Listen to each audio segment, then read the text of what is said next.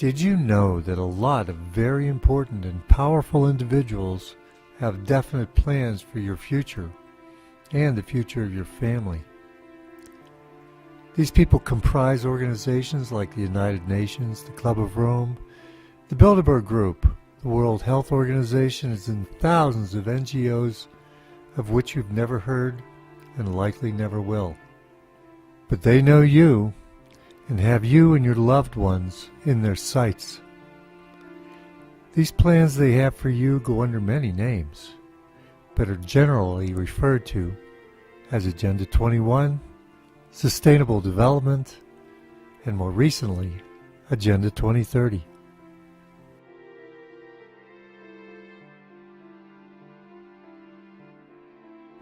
These institutions, the Bilderberg Group, the Trilateral Commission, the Council on Foreign Relations, and secret societies, like Skull and Bones. They control the corporations and the governments around the world. The Illuminati are not after money. It's power they seek, and the sport is international politics. The tools are war. Money mechanics, namely the debt-based fractional reserve system. Fear. The media including the music industry, news media, and mainstream press. This plot is so vast in scale, most people will refuse its existence. It is the magnitude of this conspiracy that makes it simultaneously the easiest one to spot, but the most difficult to believe. Once you choose to look, the more you will find. This is a very disturbing and unsettling process, as you will be challenging a lifetime of belief and dogma. One of the things we can all fight and do something about is Agenda 21, or as it was renamed, Sustainable Development. Agenda 21 is a non-binding, voluntarily implemented action plan of the United Nations with regard to sustainable development. This is hard to believe, so do your own research. 1. Population reduction, soft kill technology, and food and medicine, EMF electromagnetic fields, smart meters, mobile phones and masts, dirty electricity, hydraulic fracturing or fracking. Fracking is so important because it will poison our drinking water, it will poison our air, it will poison our land. The agenda is to reduce the population and keep the remaining inhabitants of Earth in small prison, like cities. And we will go willingly to escape the devastated countryside.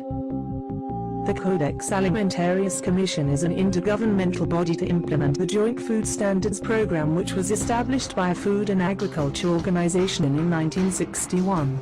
They have made natural herbal remedies illegal, and only GM alternatives are allowed. Pesticides, Monsanto and the decline of the bees. Corporations are starting the process of patenting the world's gene pool. They will end up owning nature. Herbicide-ready crops that resist weed killer and have built-in pesticides. What effect does this have on our bodies and immune system? Fluoride is a poisonous waste product of aluminium smelting, and it's deliberately put into our drinking water and toothpaste, all in the name of healthy teeth. Aspartame, the sugar alternative, rots holes in rats' brains. The smart grid is being sold to us as a means to use the world's resources in a more sustainable way. But this is a conspiracy at work again. They, the Illuminati, are using the love we have for our home against us. But we need to understand there is another agenda, and that is to first depopulate and then dominate. The tools are microchips. Companies worldwide have registered trillions of IP addresses, which is strange as there are only 7 billion people on Earth. Every product, pet and human being will have its own unique IP address. This is made possible with the invention of the RFID radio frequency identification chip, which is the same technology used by supermarkets to secure their products. CCTV infrastructure has spiraled out of control. Currently there is one CCTV camera for every 13 people in the UK. These cameras use sophisticated computer algorithms which track behavior and bring them to the attention of an operator when protocol is breached. This is only the beginning of the awakening. Welcome to the tip of the iceberg.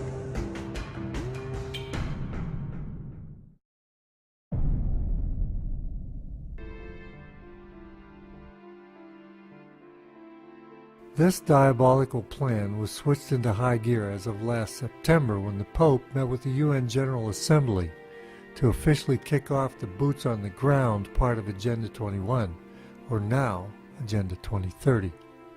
This move combined the one world religion with the global governance New World Order, both designed to enslave the world population. But in order for this plan to work as smoothly and as effectively as possible, the general population must be seduced by a collection of the following 6 lies.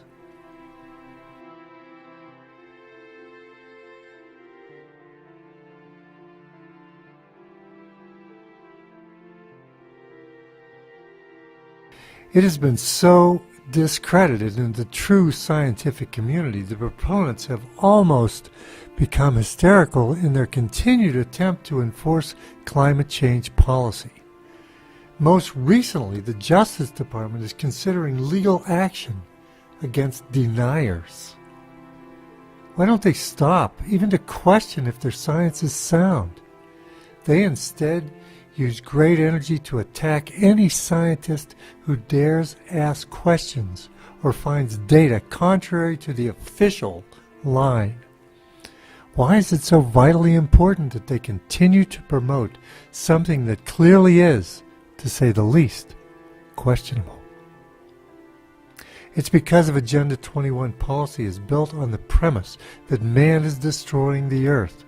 Climate change is their proof. To eliminate that premise is to remove all credibility and purpose for their entire agenda. They're willing to go to any length, even lies, to keep the climate change foot on your throat. On the local level, this translates into planning policy that controls energy use and the efforts to cut down on the use of cars, enforcement of building of expensive light rail train systems and bike paths, and the installation of smart meters, etc. But if you don't believe me, let them speak for themselves.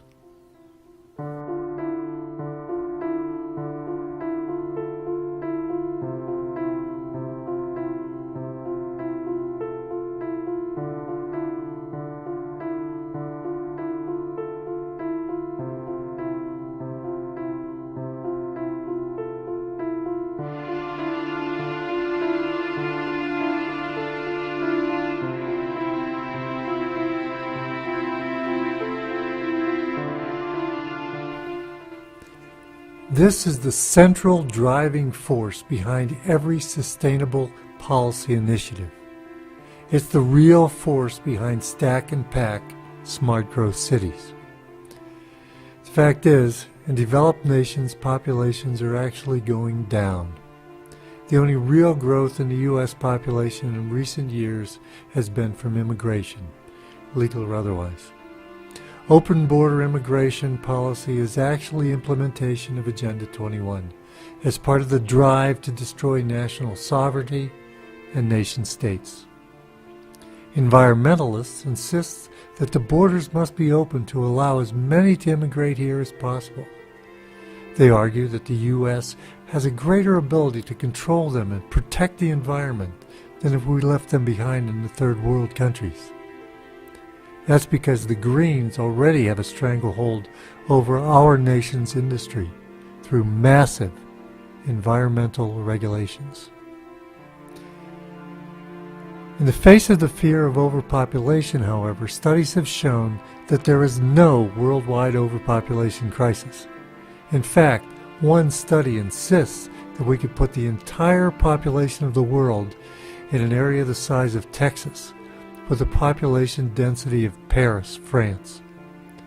Overpopulation and its accompanying environmental degradation is a problem primarily in countries where the poor are deprived by government to improve their conditions. Nations that refuse to legalize private property ownership for the masses, for example, are a primary reason for growing poverty. Meanwhile, sustainabilists work to keep these nations from developing or increasing energy use. by keeping them poor. Green regulations stop the building of infrastructure. They panic at the idea of increased energy use in developing nations.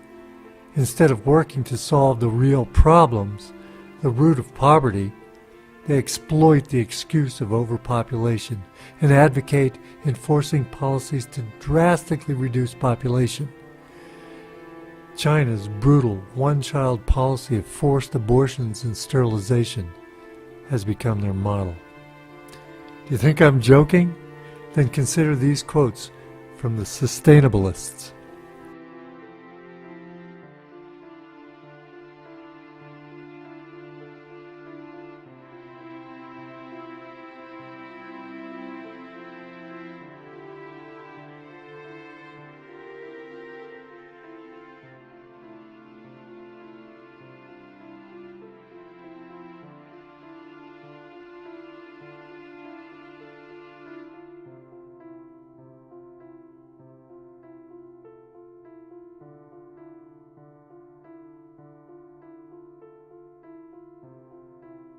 We've heard statement after statement from the UN, from members of Congress, the news media, and from Hollywood, all deriding the free market system as evil, corrupt, and a tool of the rich to hold down the poor.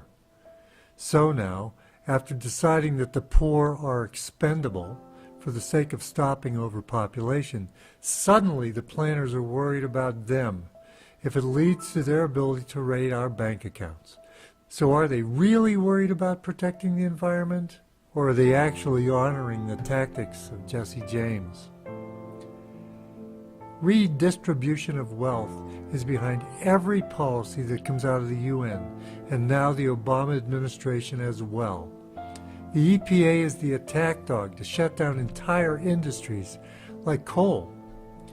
It's become very difficult to operate a manufacturing business in the U.S., and nearly impossible to start a new one. Environmental protection is always the excuse, even when Obama's own State Department said the Keystone Pipeline was not an environmental threat.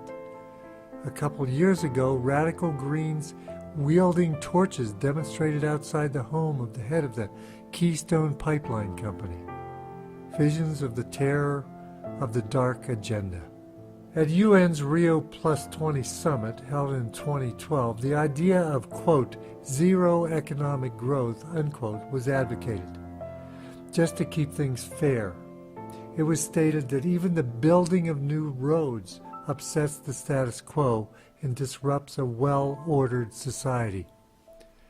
Such idiotic ideas are the driving force behind sustainable development. Again, images of the Dark Ages come to mind. Yet consider local planning programs that cut off access roads and again discourage cars. What about the EPA's war on industry? Pretty hard to have economic growth without industry. The timber industry is killed and communities die. Dams are torn down and farmers disappear. Again, not my words. Let them tell you themselves.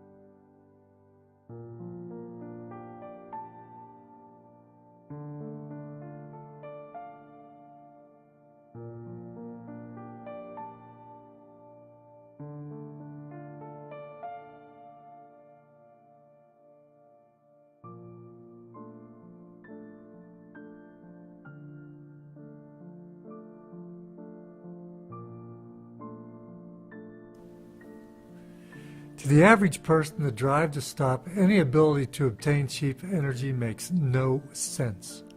People are hurting economically, jobs are lost, energy costs are skyrocketing. Any attempt to drill oil, fracking of shale gas, mining of coal are vigorously blocked by government and green policy. Yet the government spends billions of dollars on, quote, alternative energy, end quote, such as wind and solar, which provides less than 3% of our energy needs. Why? What's the motivation to put such shackles on the U.S. economic engine? The excuse is that energy use drives up CO2 emissions and accelerates global warming. The excuse necessary to, quote, harmonize the U.S. to the socialist, sustainable global noose. Many current state and local policies now are moving to increase taxes at the gas pump to keep energy costs high. In addition, Obama just issued an executive order to ban any offshore drilling of oil. So, just as the consumer started to get a break at the pump, higher taxes and Obama's action will force prices back up. As the prices rise, the, quote, planners will insist that the only solution is to enforce the building of expensive public transportation. But according to some anti-energy advocates, the fear of cheap energy goes beyond environmental protection. Energy availability helps build wealth for individuals and removes them from the roles of the dependent. This is the opposite goal of sustainable policy.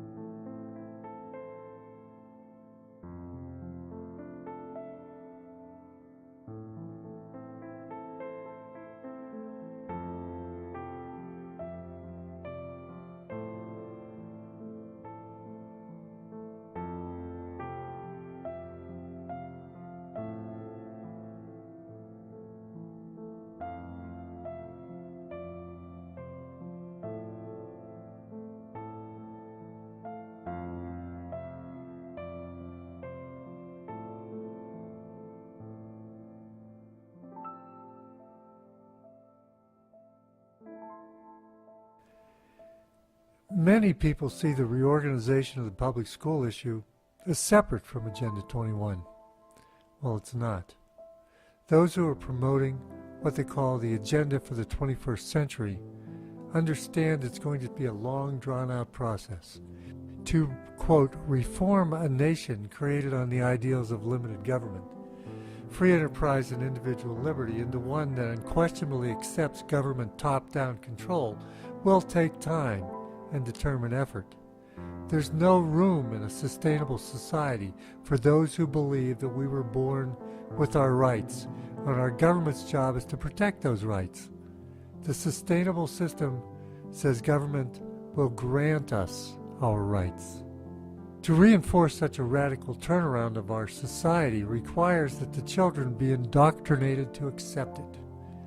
The effort started in earnest in the 1990s under the Clinton administration through the massive growth of the Department of Education in such programs as Goals 2000, School to Work, and Workforce Development Boards.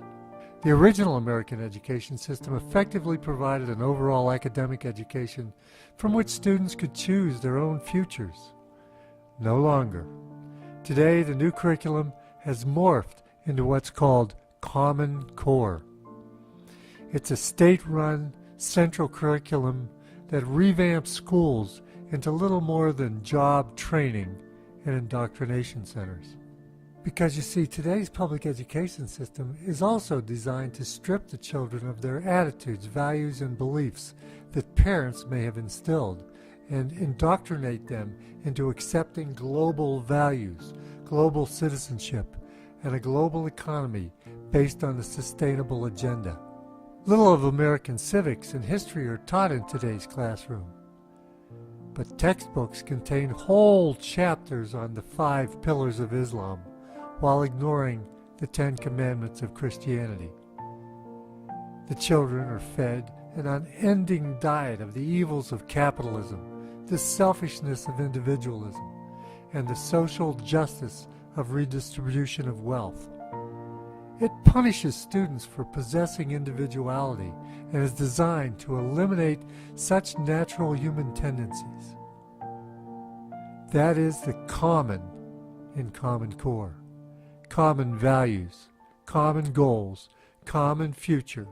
Don't rock the boat of a well-ordered society.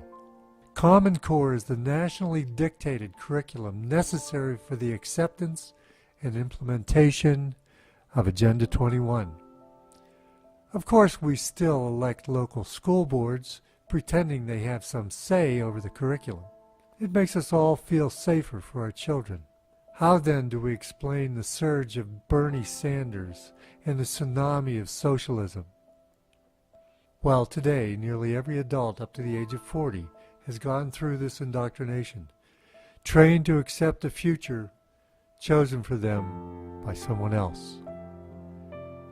The education system was fully outlined in a very detailed letter to Hillary Clinton from Mark Tucker of the National Center on Education and the Economy in November 1992, immediately after Bill Clinton was elected president. Tucker said,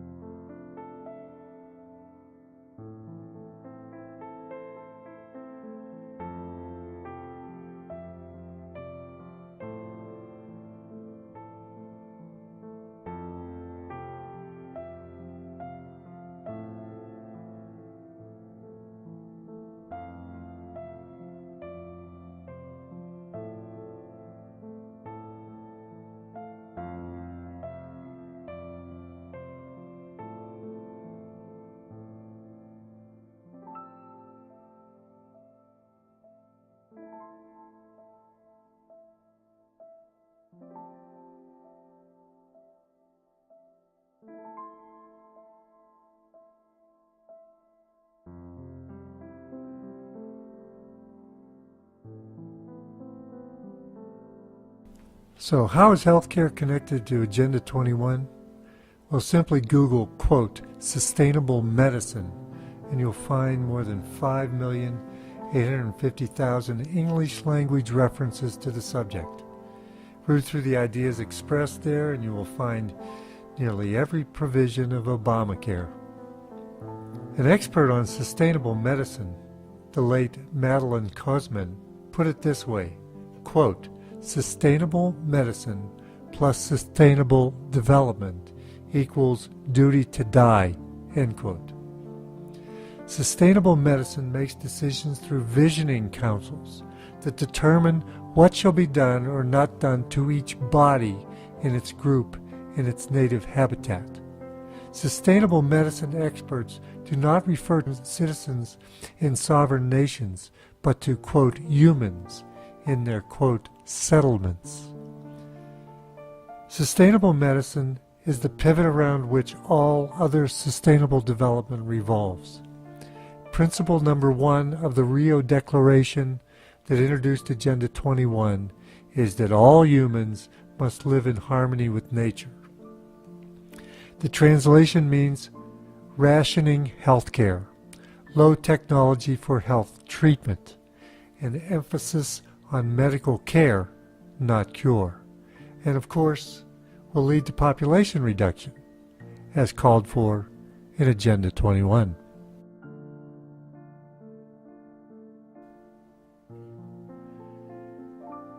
Well, these are the deceptions that are not usually discussed or connected to Agenda 21, yet they're being implemented step by step by local planners in policies that are approved by befuddled elected representatives.